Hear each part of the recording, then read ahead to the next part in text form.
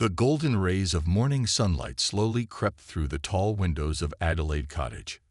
Prince William stood in front of his bedroom mirror, adjusting the silver buttons on his dark navy ceremonial uniform. His hands moved carefully over each detail, making sure everything looked perfect. This was not just any ordinary day. This was a day that would test his strength and show the world what kind of future king he would become. Catherine sat at her dressing table in the adjoining room, brushing her long brown hair with gentle strokes. She looked at herself in the mirror and saw more than just a princess getting ready for another royal event. She saw a woman who had been through difficult times recently. She saw someone who had learned what it meant to be truly strong. Her reflection showed eyes that held both worry and determination. The house felt different this morning. Usually, Adelaide Cottage was filled with the happy sounds of their 3 children getting ready for school. But today, the children had already left early with their protection officers. The silence felt heavy and meaningful. William and Catherine both knew that today would be one of the most important days of their royal lives together.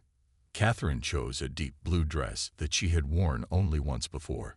It was the same dress she wore when she first visited a hospital for children with cancer. The memory of those brave little faces gave her courage now.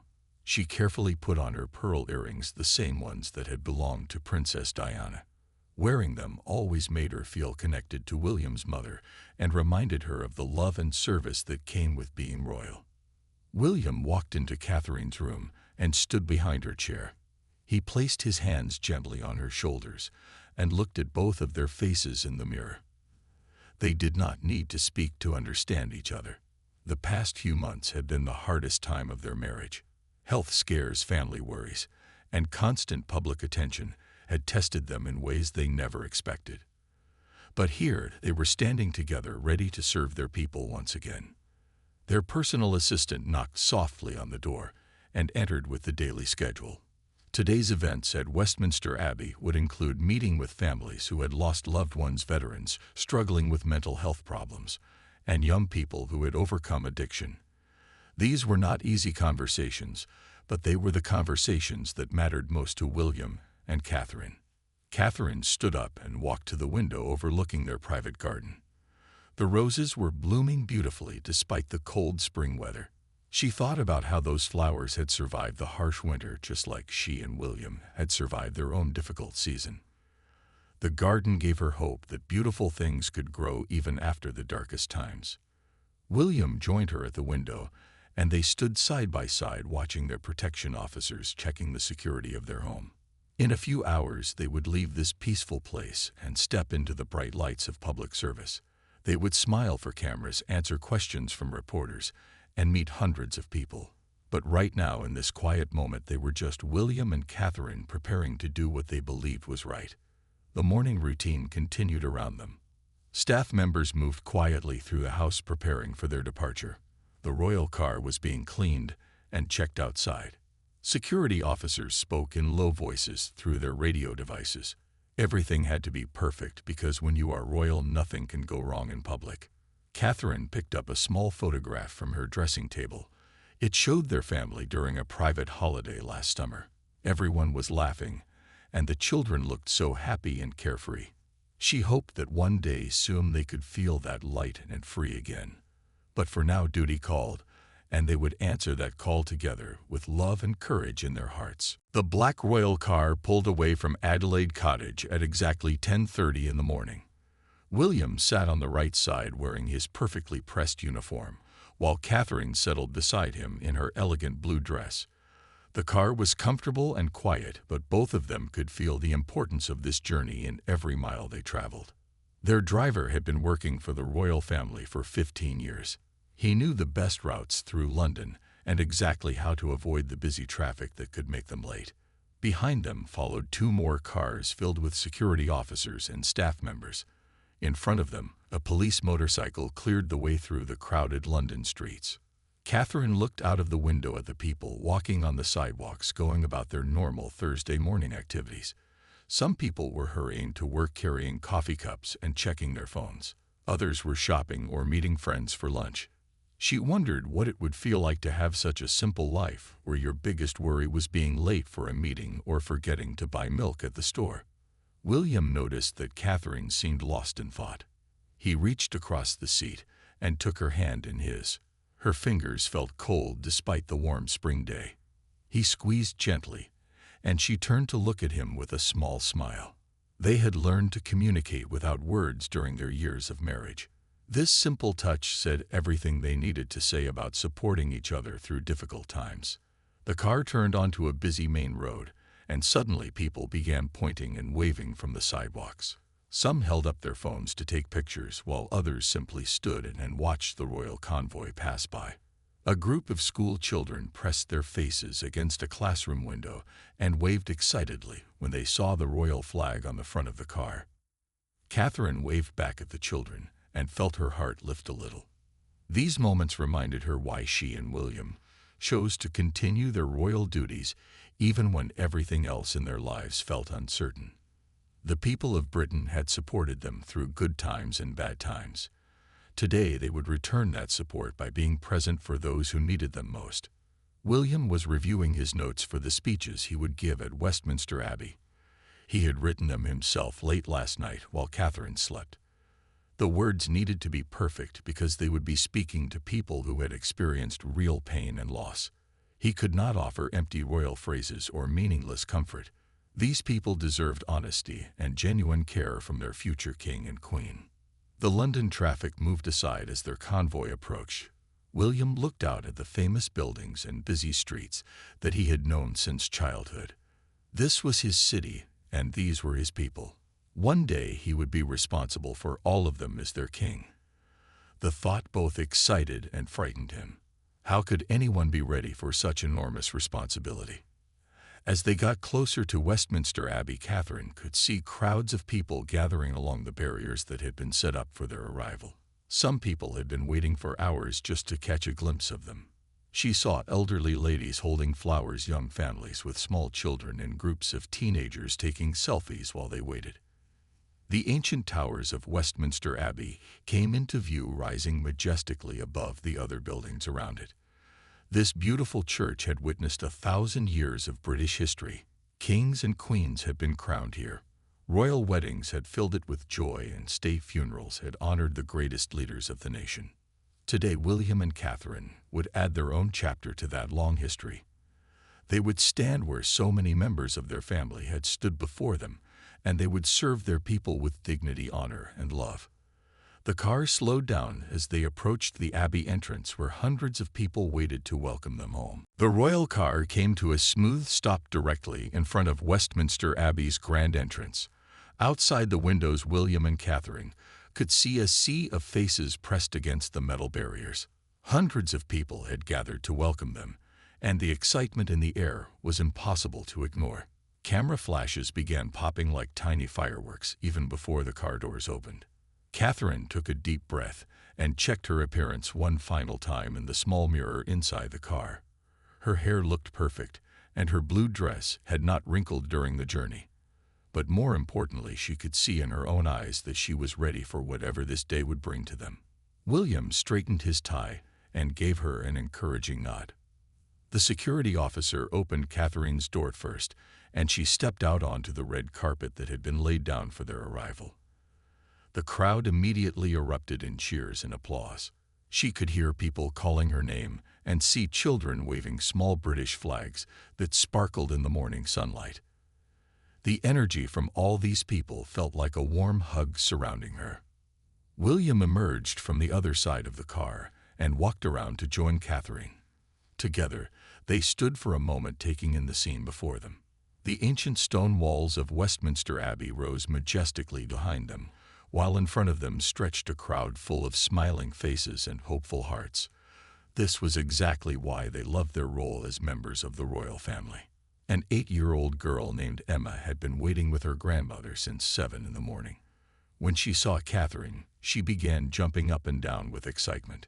Catherine noticed her immediately and walked directly over to the barrier where Emma stood. The little girl was so surprised that she forgot to speak for several seconds. Catherine knelt down to Emma's height and asked her about the beautiful drawing she was holding. Emma had spent 2 hours the night before creating a picture of Westminster Abbey, with William and Catherine standing in front of it. The drawing was covered with hearts and flowers, and the words "Thank you" written in colorful letters across the top. While Catherine was talking with Emma, William was meeting with a group of military veterans who had traveled from Scotland to be here today. One elderly gentleman named Robert had served in the army for 25 years and had been looking forward to this moment for months. When William shook his hand, Robert's eyes filled with tears of pride and gratitude. The photographers captured every moment, but William and Catherine were not performing for the cameras. They were genuinely interested in meeting these people and hearing their stories. A young mother named Sarah had brought her twin babies, hoping to show them to the royal couple. Catherine immediately asked if she could hold one of the babies, and Sarah's face lit up with joy. The crowd pressed closer as word spread that William and Catherine were spending real time talking with people instead of just waving and walking quickly inside. This was not the usual royal visit where everything happened according to a strict schedule. Today felt different and special, and everyone could sense it. A group of teenagers from a local school had been given permission to leave class early so they could be here. They were taking selfies and posting pictures on social media faster than their phones could handle. One 16-year-old boy named Marcus managed to get William's attention and told him about his plans to join the military after finishing school. William spent several minutes talking with Marcus about military service and the importance of serving your country in whatever way feels right for you. Marcus would remember this conversation for the rest of his life, and it would help him make important decisions about his future. The crowd continued to cheer as William and Catherine slowly made their way toward the Abbey entrance. They stopped frequently to shake hands, sign autographs, and pose for pictures with families who had been waiting patiently for hours. Every person they met left feeling that they had truly connected with their future king and queen. The heavy wooden doors of Westminster Abbey opened slowly as William and Catherine approached the entrance. The sound of the crowd outside faded away and was replaced by the peaceful quiet that filled this ancient and holy place. Their footsteps echoed softly on the stone floor as they walked through the doorway that had welcomed kings and queens for nearly 1,000 years. Inside the Abbey, the air felt cool and calm. Tall stone columns reached up toward the ceiling like giant trees in a forest made of carved stone. Beautiful colored light streamed through the stained glass windows, creating patterns of red, blue, and gold on the floor around them. William and Catherine both felt the weight of history in this place, where so much of their family's story had been written. The Abbey was filled with people who had been carefully chosen to attend this special service. These were not wealthy dignitaries or famous politicians. Instead, the seats were occupied by ordinary people who had done extraordinary things in their communities. There were teachers who had changed children's lives, doctors who had worked through the pandemic, and volunteers who had helped families in need. Catherine looked around and recognized several faces from their previous charity visits. In the third row sat Mrs. Peterson, the elderly lady who ran a food bank in Manchester. She had fed thousands of hungry families over the past 5 years, using her own savings when donations ran low. When Mrs. Peterson saw Catherine looking her way, she smiled and gave a small wave. William spotted Mr. Ahmed, a taxi driver from Birmingham, who had started a program to help homeless people find jobs and places to live. Mr. Ahmed had written to William 6 months ago, asking for advice about expanding his program to other cities. William had remembered his letter and had made sure he was invited to today's service. The church organist began playing a gentle melody that seemed to wrap around everyone like a warm blanket. The music was not one of the grand royal hymns usually heard at formal ceremonies. Instead, it was a simple song about hope and healing that many people in the audience recognized from their own difficult times. A young woman named Lisa sat in the front section with her guide dog beside her. Lisa had lost her sight in a car accident 3 years ago and had struggled with depression and fear about her future.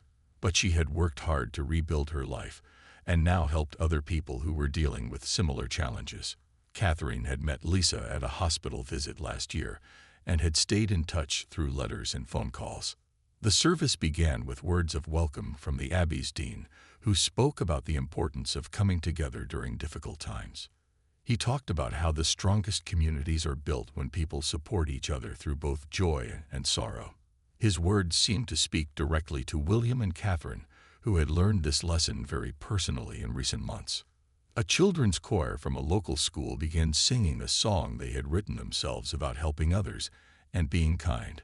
Their young voices filled the ancient's face with pure, sweet sound that brought tears to many eyes.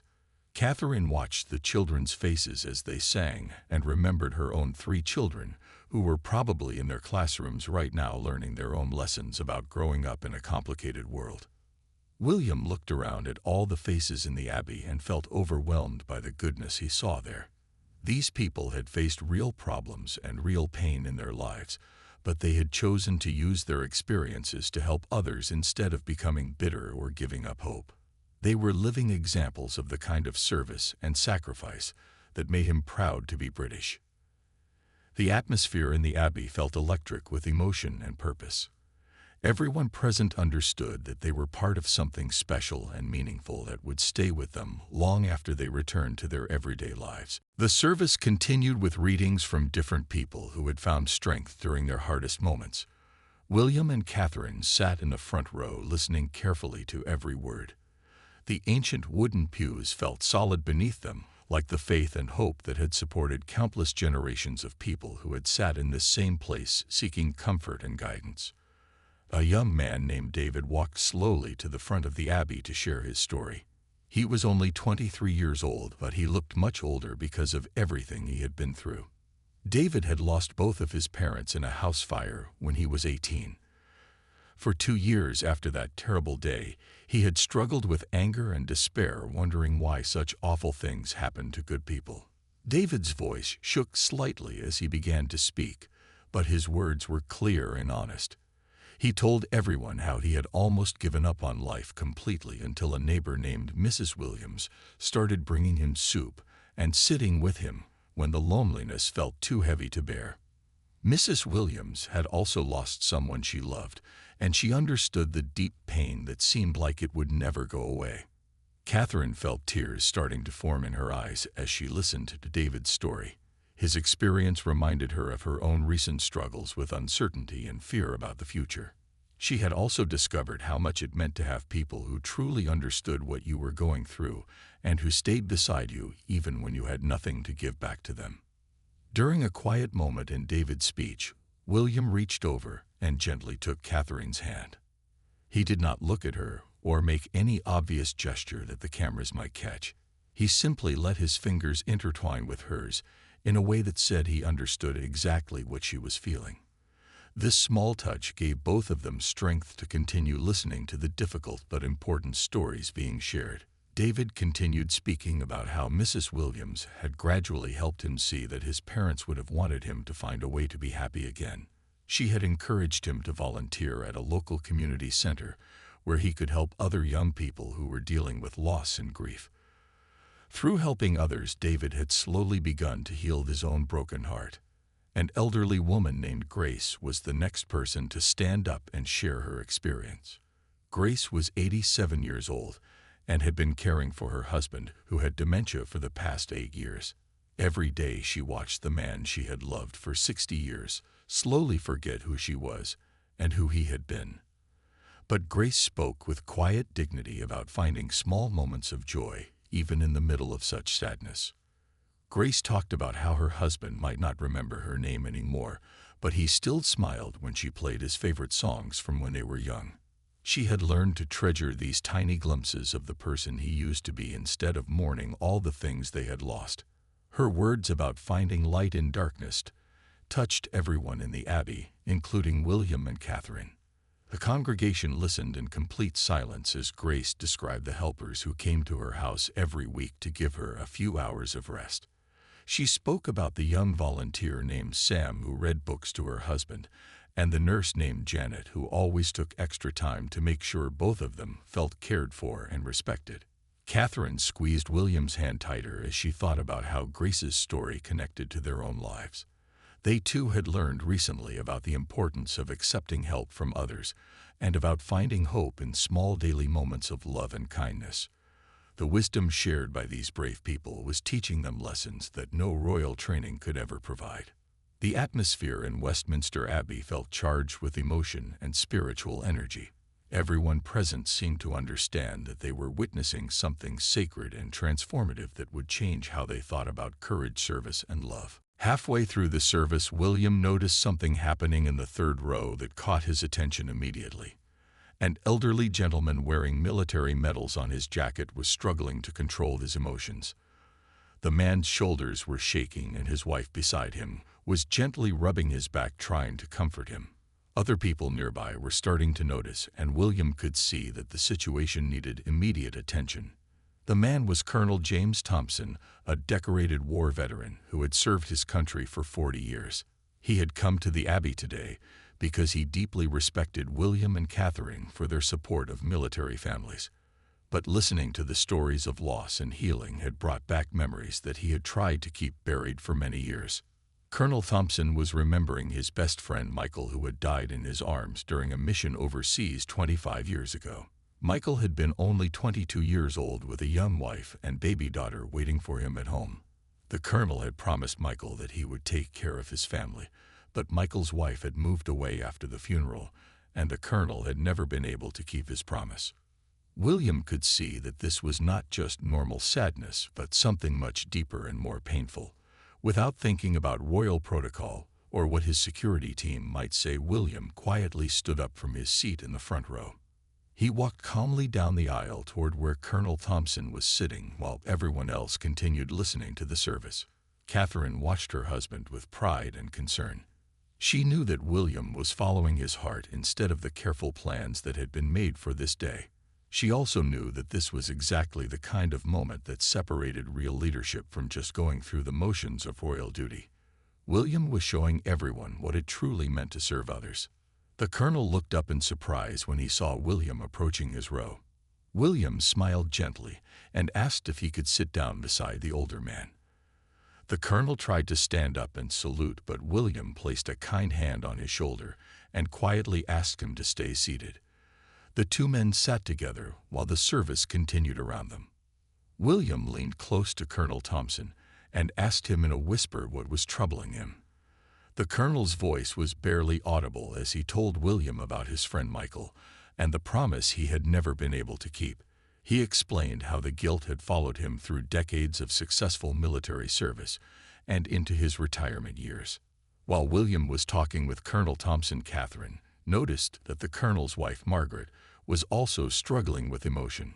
Catherine quietly left her own seat and came to sit on Margaret's other side. Margaret explained through her tears that her husband had nightmares about his fallen friend and often woke up calling Michael's name. The three of them sat together in the pew, while Margaret told Catherine how the colonel had tried for years to find Michael's family. He had written letters to military offices and searched through old records, but had never been able to locate Michael's widow and daughter. The not knowing had eaten away at him like a wound that would never heal properly. Catherine gently asked Margaret if she had Michael's full name and any other details that might help with the search. Margaret pulled out a small notebook from her purse where she had written down everything the colonel had told her about his friend over the years. Catherine carefully copied the information into her own phone, promising that she would personally make sure the right people looked into this matter. The photographers in the Abbey captured images of William kneeling beside the colonel's chair and Catherine comforting Margaret, but they could not hear the quiet conversation taking place.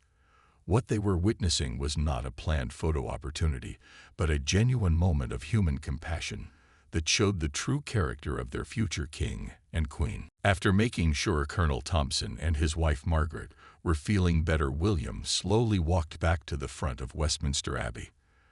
The entire congregation had watched him help the elderly veteran, and everyone could feel that something special had just happened. The atmosphere in the ancient church felt even more meaningful now because they had all witnessed true compassion in action. William stood at the wooden podium that had been used by countless speakers throughout the Abbey's long history. He looked out at the sea of faces before him and realized that his carefully prepared speech no longer felt right for this moment. The words he had written late last night seemed too formal, and distant after what had just taken place with Colonel Thompson.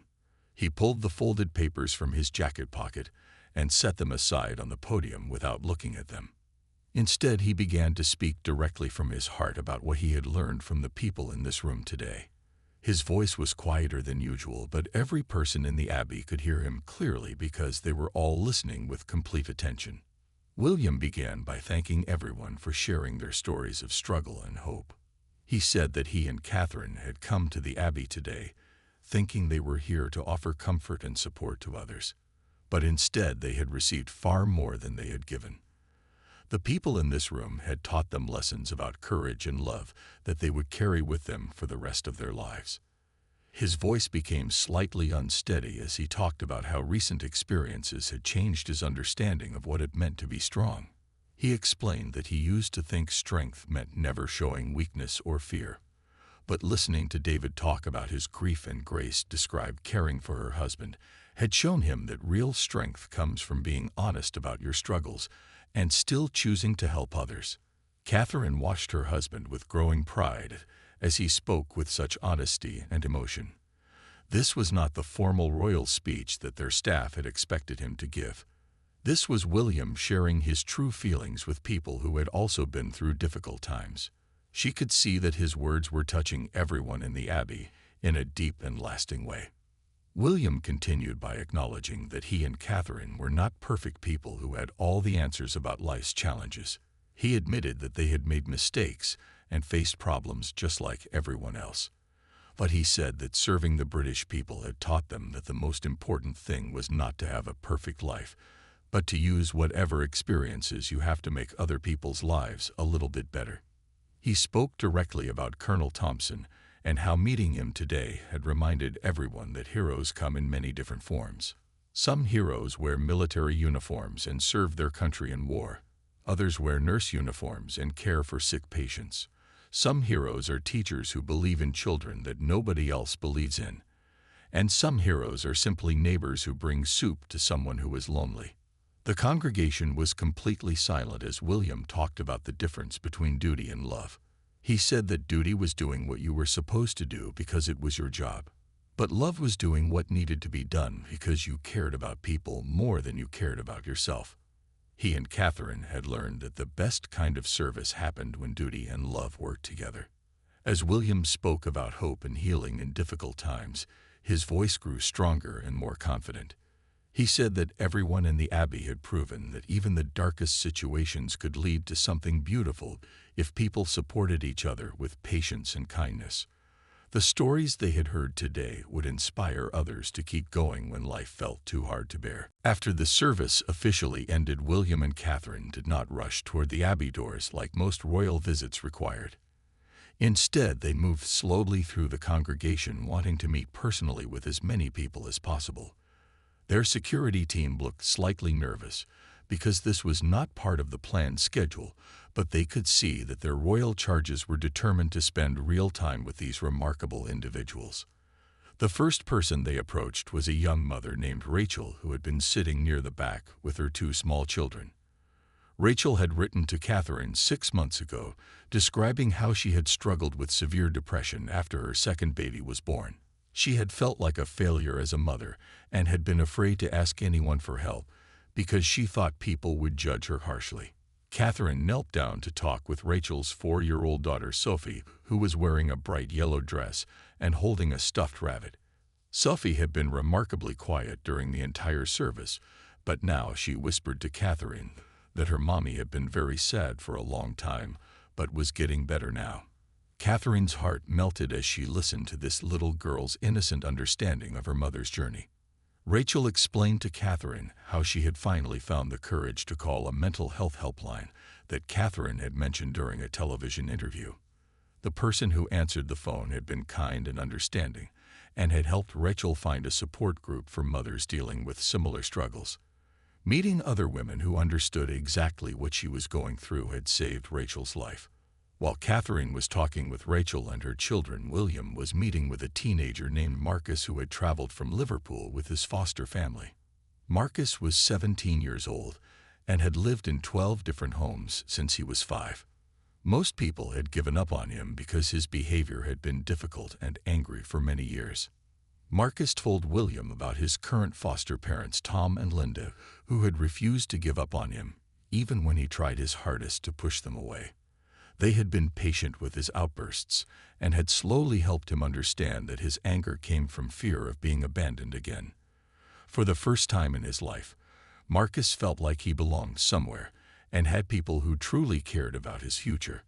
William was impressed by Marcus's honesty about his past mistakes and his determination to finish school and maybe go to college. Marcus explained that he wanted to become a social worker so he could help other kids who were going through what he had experienced. William told Marcus that the country needed people like him who understood difficult situations from personal experience. An elderly woman named Violet had been waiting patiently near one of the stone pillars hoping to speak with Catherine. Violet was 92 years old and had lived through World War II as a young girl. She had survived the London bombing raids and had seen her neighborhood destroyed and rebuilt multiple times throughout her long life. Violet told Catherine that she had watched the royal family through decades of changes and challenges. She said that seeing William and Catherine handle their recent difficulties with such grace and dignity had given her hope about the future of the monarchy. Violet believed that the royal family was strongest when they showed their human side and connected honestly with ordinary people. Catherine spent nearly 15 minutes listening to Violet's stories about surviving the war and raising 6 children as a single mother after her husband died young. Violet's wisdom about finding joy in small daily moments and never losing faith in better days ahead touched Catherine deeply and gave her new perspective on her own challenges. The conversations continued for much longer than anyone had expected, with William and Catherine moving from person to person and giving each individual their complete attention and genuine interest in their stories. The sun was beginning to set as William and Catherine finally left Westminster Abbey after spending nearly 4 hours with the people who had gathered there. Their original schedule had called for a 2-hour visit, but neither of them had wanted to cut short the meaningful conversations they were having.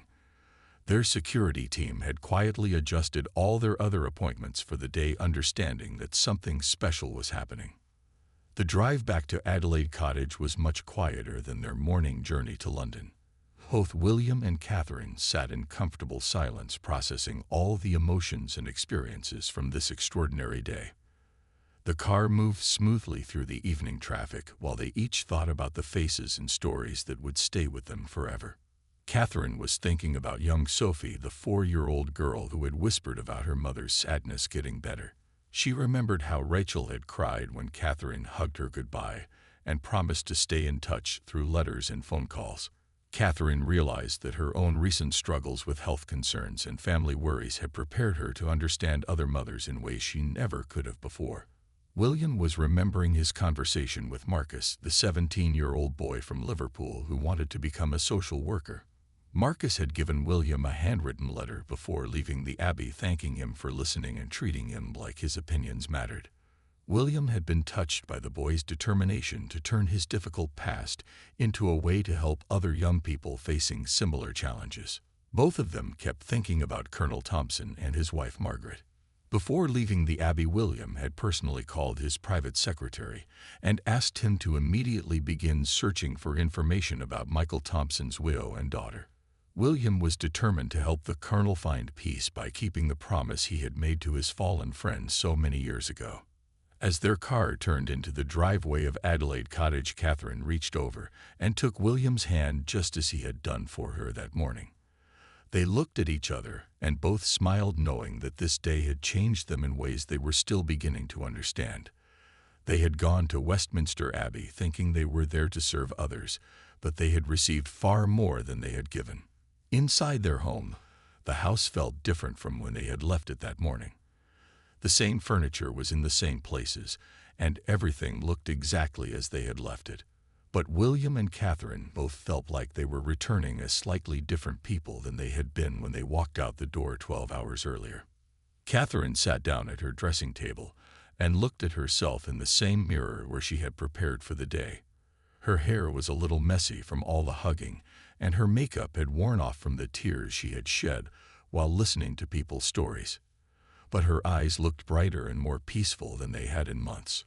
William hung up his ceremonial uniform and put on comfortable clothes for the first time all day. He felt exhausted, but it was a good kind of tired that came from doing work that truly mattered. He thought about how his father, King Charles, would be proud of the way he and Catherine had handled this day, and the genuine connections they had made with people. They sat together on the sofa in their living room, sharing a simple dinner and talking quietly about the people they had met.